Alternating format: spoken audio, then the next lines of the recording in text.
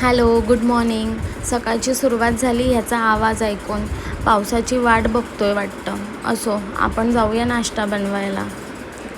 आज काही स्पेशल नाश्ता नाही, तोच आपला कांदे पोहे.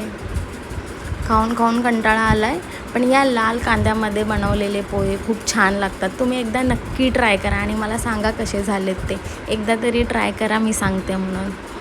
त्यानंतर रात्री मी कळ्यांवरती पाणी थोडंसं शिंपडलं होतं. सकाळी मस्त फुलं फुलली होती. आज टिफिनमध्ये होतं चपाती, गरमागरम चपात्या आणि शेव टोमॅटोची भाजी, कारण घरात काहीही भाज्या शिल्लक नाही आहे. त्याच आणायला संध्याकाळी जाणार आहोत. छान भाजी झाली होती, एकदम भारी. दुपारच्या टिफिनमध्ये तर खूप भारी लागत होती. त्यानंतर थोडेसे कोरफड कापून ठेवले, कारण मला साबण बनवायचा आहे. तो व्हिडिओ मी तुमच्याबरोबर शेअर करेन.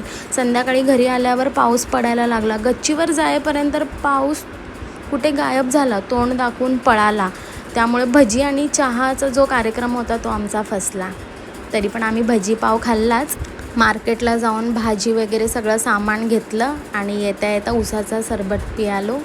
घरी आल्यानंतर जेवलो, ही क्रीम लावली आणि आंबा खाऊन दिवस संपवला. बाय.